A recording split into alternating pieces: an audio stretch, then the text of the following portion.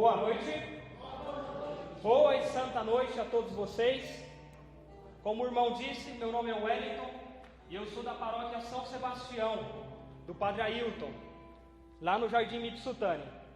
E eu quero louvar a Deus e perguntar para você: você está feliz no dia de hoje? Sim! Sim? Sim! Amém, amado.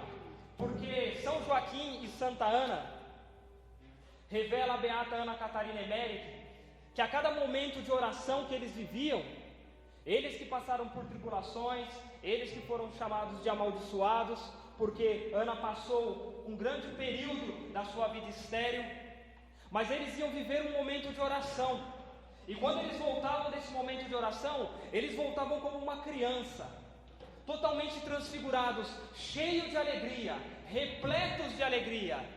Então, quando o Espírito Santo está conosco, quando o Espírito Santo vem sobre nós, porque de fato nós somos templo do Espírito Santo, e quando ele vem, e quando ele habita, e quando ele faz aquela reviravolta, quando ele preenche o nosso coração, e faz arder, e faz abrasar, nós nos tornamos homens e mulheres cheios da alegria de Deus, amém?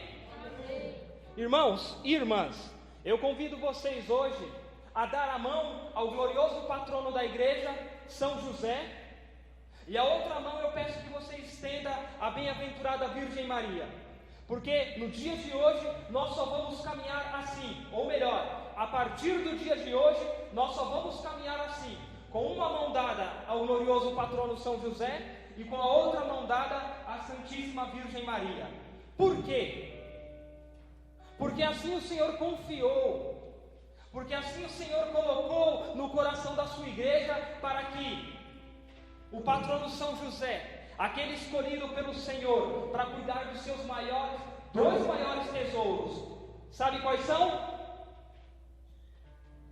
A bem-aventurada sempre Virgem Maria e o seu próprio Filho foram confiados à proteção, à guarda do nosso glorioso patrono São José. E imagine só, quando São José ele tomou o menino Jesus, ele tomou a Santíssima Virgem e ele foi pelo caminho do Egito. Isso a gente contempla muito nos mistérios do Santo Rosário. E quando ele chegou lá, os ídolos que lá haviam caíam por terra, amado. Toda aquela idolatria, toda aquela maldição, todos aqueles cultos a deuses pagãos, tudo isso caía por terra. Sabe por quê? Porque lá habitava a presença da Sagrada Família, ou seja, Jesus, Maria e São José estavam ali. E se para a sua vida você quer que caia por terra as maldições, se você quer de fato viver uma santidade em plenitude, uma autêntica santidade na vivência do Evangelho do Senhor, é necessário que você tome em uma das suas mãos São José e na outra a bem-aventurada Virgem Maria, e tenha de fato uma devoção autêntica para você alcançar essa santidade que o Senhor almeja para a sua vida, amém? Quando o Senhor, pelo seu Espírito, me convidou a vir pregar aqui, eu já meditava no meu coração qual seria o tema dessa pregação, o que o Senhor estava soprando para nós, o que o Senhor desejava para esta comunidade, o que o Senhor desejava para estas almas. Porque no dia de hoje eu não vim pregar para você como uma pessoa, mas eu olho para você como uma alma querida por Deus, a qual o próprio Senhor já incutiu no seu coração um desejo por Ele, um amor por Ele. E você só veio até aqui hoje porque você quer esse amor de Deus. Só que é interessante porque Deus ele se revela como o próprio amor. Então eu posso dizer que você não veio aqui hoje para receber graças, para receber unção, para receber bênção, para receber cura, para receber libertação. Nada disso você veio aqui para receber hoje. Hoje, meu irmão, toma isso para o teu coração. Você veio para receber do Senhor. Você não veio para receber das coisas do Senhor. E por isso o Espírito Santo soprava vida em santidade. E é sobre isso que nós vamos falar hoje. Só que o interessante é que enquanto eu caminhava vindo para cá, eu passei por diversos jovens, por diversas pessoas que deveriam estar aqui hoje, Mas sabe por que elas não estão? Porque a santidade que nós vamos pregar aqui hoje é uma santidade de um tempo esquecido. É uma santidade de um tempo que parece que se foi, que ninguém almeja mais, que ninguém deseja mais. Cadê aquele desejo ardente de trazer outras almas, de vivenciar com outras almas o desejo de Deus? Aqueles que trouxeram a palavra de Deus, o verbo que se fez carne, pega aí em 1 Pedro, no capítulo 1. Enquanto você vai procurando, é fato, quando eu entrei na capela, só estava eu e o Senhor, e aqui todo mundo louvando, e aqui todo mundo bendizendo o Senhor, e aqui os anjos do Senhor já habitando nessa igreja, e fazendo dessa igreja até apertada, de tanta graça, de tanta glória, porque os anjos do Senhor estavam presentes, e estão presentes, e eu me coloquei ali diante do Senhor, e eu falei, meu Deus, daqui eu já não quero mais sair, eu vou ficar aqui mesmo, te adorando, eu vou ficar aqui mesmo, Senhor, te amando, dizendo que te amo, com as minhas palavras, para que quando for necessário eu sair da tua presença aqui dessa capela, eu continuar na tua presença lá fora, Senhor, e continuar com a minha atitude dizendo que te amo, dizendo que te louvo, dizendo que te quero. E essa santidade esquecida, ou essa vida em santidade, ela deve ser praticada na escola, ela deve ser praticada na faculdade, ela deve ser praticada na sua casa, ela deve ser praticada no seu serviço, ela deve ser praticada, por maior absurdo que possa parecer o que eu vou dizer, mas ela tem que ser praticada na igreja. Ela tem que ser praticada aqui no grupo de oração, no momento a qual você for, até mesmo para um lazer com a sua família, até mesmo quando você se direcionar para um supermercado. Ou será que essa vida de santidade eu só quero ter aqui, quando eu estou aqui no grupo de oração, quando eu estou clamando o Espírito Santo? Ora, todos nós sabemos que o nosso corpo já é templo do Espírito Santo. Então o Espírito Santo, ele não vem de passagem, ele não é passageiro na minha vida. O Espírito Santo, ele já habita em mim. Amém? Pegaram a palavra de Deus? Levanta ela lá em cima. Pode levantar, amado, e diz assim: oh glória a Deus, obrigado, Senhor, porque o verbo se fez carne. E agora, eu vou fazer uma oração aqui, e você segurando a palavra de Deus, você que trouxe, coloca a sua mão direita sobre a palavra de Deus, feche os seus olhos. Se você não trouxe a palavra de Deus, põe a mão sobre o seu peito, acima do seu coração, e saiba que a palavra do Senhor, ela vai ser gravada como brasa ardente no seu coração. Amém? Eu vou falar e você repete comigo. Cristo comigo, Cristo em minha frente, Cristo atrás de mim, Cristo em mim, Cristo abaixo de mim, Cristo sobre mim, Cristo à minha direita, Cristo à minha esquerda, Cristo quando me deito, Cristo quando me sento, Cristo quando me levanto, Cristo no coração de cada um que pensa em mim, Cristo na boca de cada um que fala de mim, Cristo em todo olho que me vê, Cristo em todo ouvido que me ouve. Amém. Eu vou pegar aqui também na palavra de Deus, 1 Pedro, capítulo 1,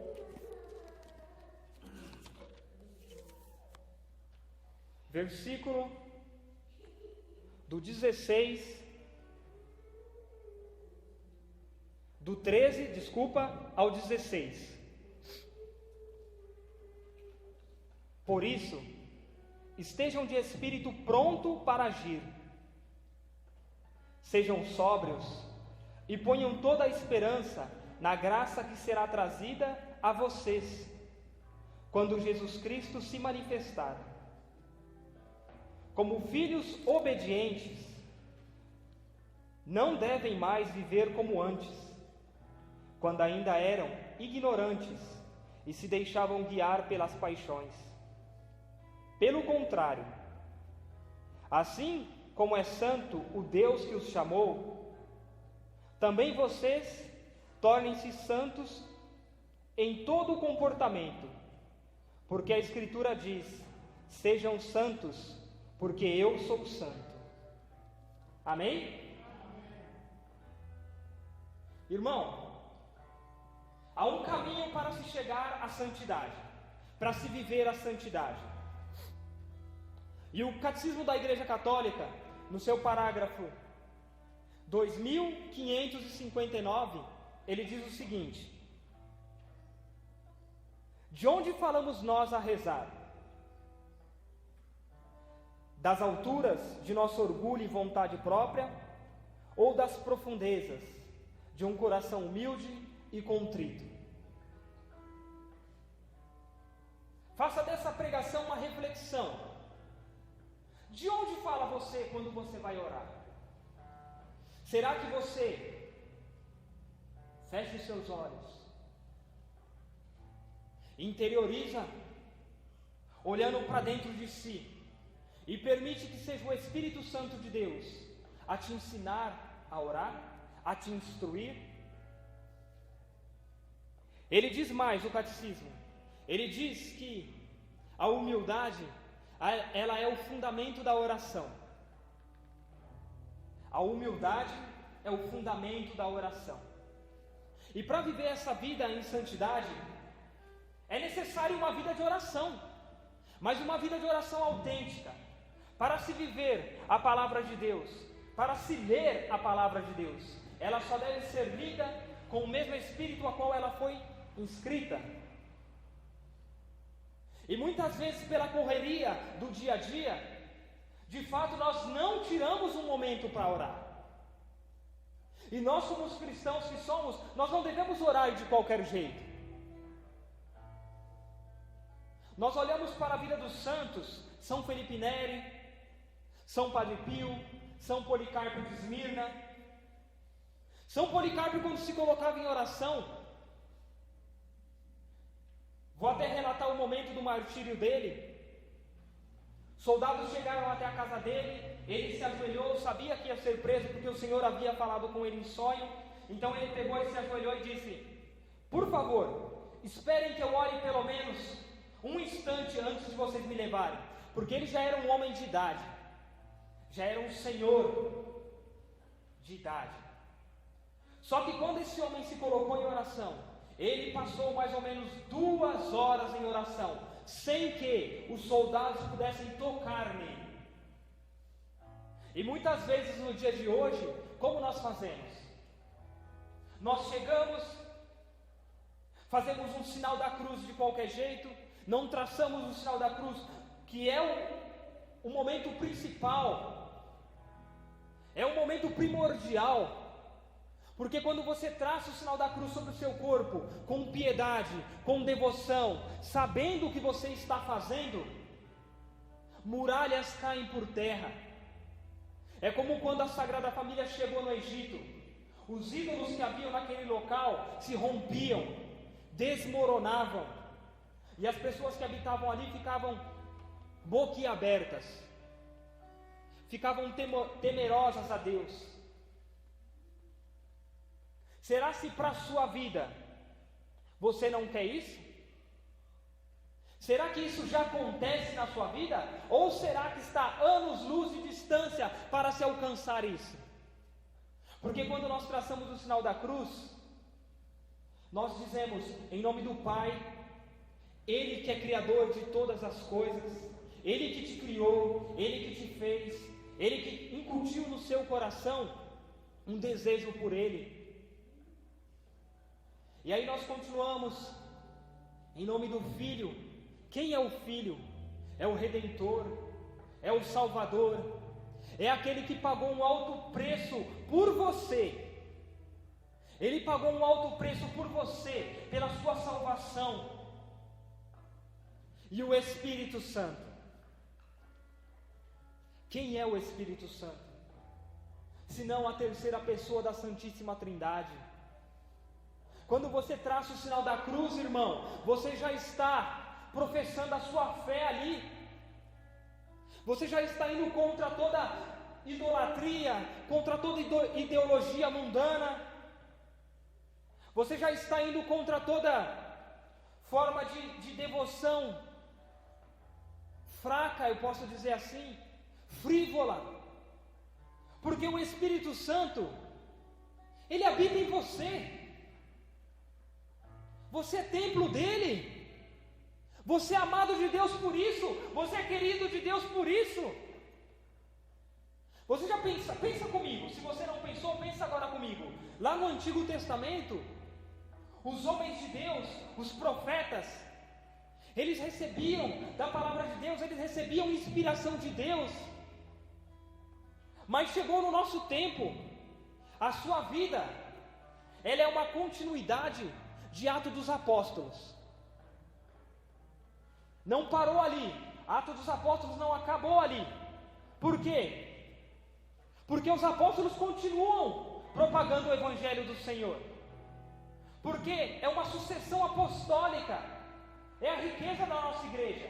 Ela tem essa sucessão. Então o Evangelho, ele não para, ele não acaba, ele continua. Porque o Senhor Jesus continua renovando a boa nova dele em cima da própria boa nova dele, ou seja, em cima do próprio Evangelho. E aí é que entra a maravilha de viver esta vida em santidade, de se preparar para essa santidade, porque não é de qualquer jeito. Muitas pessoas pensam que hoje dentro da nossa igreja é de qualquer jeito, de que pode vir batizar o seu filho de qualquer jeito, de que pode entrar dentro do sacramento de qualquer jeito, o sacramento do matrimônio, o sacramento da confissão. E não é assim. A nossa igreja ela não é bagunçada. Quando eu olhava esses jovens a qual eu passei na rua, eu pensava, Senhor, esses jovens não deveriam estar aqui à toa. Eles deveriam estar ali se deliciando das maravilhas que a tua igreja concede, Senhor. Quer um exemplo? Você é cristão, irmão? Sim ou não? Sim. Muito bem. Quem é pai, levanta a mão. E quem é mãe, levanta a mão.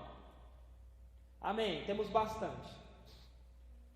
Talvez você conheça pessoas nessa situação. Talvez não. Talvez você tentou agir assim. Talvez não. Mas nós sabemos que para batizar a criança dentro da igreja católica é necessário o quê? É necessário que os pais ou os padrinhos sejam casados na igreja, ou seja, vivam o sacramento. Só que muitas pessoas tentam dar aquele jeitinho e conversa com o padre, fala, padre, não tem como, porque não, fulano lá é casado, os padrinhos são casados. E aí inventa uma desculpa, inventa uma mentira. Aí o jovem que vai para o sacramento do matrimônio, ele acaba fazendo o curso de noivos só porque tem essa obrigação, porque se não fizer, não tem um certificado, quando na verdade não deveria nem ir pelo certificado, não deveria nem se ter um certificado, já deveria ter essa consciência cristã. Quem aqui é casado na igreja? Desculpe a pergunta vai levantar a mão. Amém. Quando nós chegamos, eu também sou, para a glória de Deus, quando nós chegamos diante do altar do Senhor, chegamos ali, eu e a minha noiva na época, já estamos nos casando há quase 8 anos, porque não é assim, eu estou casado há 8 anos, eu me caso com ela todos os dias, e assim é com o Senhor. Não se diz que a conversão ela é diária no sentido de fidelidade. O sacramento do matrimônio é a mesma coisa. Então nós vamos nos casando já há quase 8 anos. E aí o que acontece? O sacerdote ele diz assim: vocês estão dispostos a receber os filhos que o Senhor nos enviar? Mais ou menos é essa a pergunta. E aí você naquele momento diz sim. E aí depois o sacerdote também faz a pergunta mais ou menos assim, sobre educar os filhos na fé católica. E o que você diz? Sim. Diz o quê? Sim. É isso mesmo? Foi isso que você disse? Se foi isso que nós falamos lá, por que os nossos filhos muitas vezes não estão aqui? Por quê? É lógico que a gente vai educar, a gente vai direcionar, mas vai chegar uma época na vida dele a qual ele vai decidir para onde ele quer ir. Mas você deu a base. E se você deu a base para o seu filho, o que vai acontecer? Ele pode se desviar, mas quando chegar lá na frente, ele quebrando a cara ou não, o desejo que você incutiu no coração dele, a qual o Senhor já tinha incutido no coração dele, quando formava a alma dele, vai florescer e ele vai voltar. E por mais que eu ou você que somos pais já tivermos falecido, ele vai falar: eu vou voltar para a casa do meu pai. E a casa do pai dele é onde? É na igreja, é aqui. E quando ele chegar aqui, ele vai ser acolhido. Ele vai ser acolhido. E ele vai falar: na igreja a qual o meu pai me educou, existe a reza do Santo Terço, do Santo Rosário, e que oração poderosa, a ponto do Santo Padre Papa falar que é a segunda maior oração da igreja, porque a primeira é a Santa Missa. E não tem como não ser, o Santo Rosário é colocado como uma preparação para o reino dos céus, segundo São Luís Maria Grignon de Montfort, a qual nos indica uma consagração à Santíssima Virgem, do Tratado da Verdadeira Devoção. Então é uma preparação, e não há preparação melhor para a Santa Missa, para viver a Santa Missa em santidade, do que rezar o terço, do que rezar o rosário. Outra coisa que eu me lembrava e era muito forte no meu coração quando eu vinha para cá, porque eu vim rezando o terço, e o terço estava na minha mão, e eu estava no meio da rua. Mas será que eu estava querendo me aparecer? Será que eu estava querendo mostrar para as pessoas que eu rezo, que eu sou cristão? Confesso para vocês que por muito tempo na minha vida eu ficava com esse medo no coração. Só que Nossa Senhora ela foi me ensinando. E por meio da tradição da igreja, o segredo do rosário ele vem nos contar a vida de um rei. E esse rei, ele andava com um rosário na cintura, porque ele sabia dos valores e das graças do rosário, sabia que o rosário era uma preparação para o reino dos céus, sabia que no rosário, o que a palavra é para aqueles que são letrados, o rosário é para aqueles que são iletrados, os ignorantes, mas não ignorantes na forma grossa da palavra, de que não teve uma instrução, infelizmente. Meu amado, mas tanto um como o outro, quando pega para rezar o rosário da Santíssima Virgem, e de forma verdadeira, autêntica, contemplando, meditando, recitando, ele começa a degustar das maravilhas de Deus. Ele começa a compreender os dogmas da igreja. Ele começa a compreender a realidade do céu, do inferno e do purgatório. E aí ele lembra da igreja padecente, que são as almas que estão no purgatório, e ele começa a interceder por elas. Ele começa a ter experiências maravilhosas. E esse rei aprendeu tudo isso. Ele foi catequizado com isso. Então, sabendo disso, ele falou: eu vou colocar o rosário na minha cintura, para que os meus súditos conheçam do rosário e comecem a rezar o rosário. Só que a tradição da igreja conta que esse rei, ele passou por uma experiência, a qual ele encontrou-se com Nossa Senhora, com Jesus, e era o fim para ele. Ou seja, aquele rei estava subindo, acabou para ele aqui na terra. Só que o que aconteceu? Num lado da balança foi colocado todo o peso dos pecados dele, pecados veniais, pecados mortais, faltas, Sabe aquele dia que você veio para a Santa Missa e você veio distraído, e você veio e o sacerdote aqui ministrando a palavra de Deus, e depois Jesus totalmente colocado diante de nós, e você de qualquer forma olhando para os ares, e você sem postura, e você sem piedade, tudo isso foi colocado naquela balança. Sabe aquela vez que você não amou o seu irmão? Sabe aquela vez que você desrespeitou o seu pai e a sua mãe? Sabe, irmão, aquela vez que você estava no trânsito e você xingou aquele outro irmão que passou e te deu aquela fechada, que bateu no seu carro? Sabe quando você estava vindo para a Santa Missa, só que você já saiu de casa atrasado, porque você não teve a piedade de se preparar antes, então você já saiu de casa atrasado? Então nisso, você chegou até um irmão, o irmão queria um conselho, um auxílio seu, mas você simplesmente passou direto, não, agora eu não posso, chegou lá Santa Missa atrasado? Pois bem, tudo isso foi colocado naquela balança, e pesou como negativo para ele.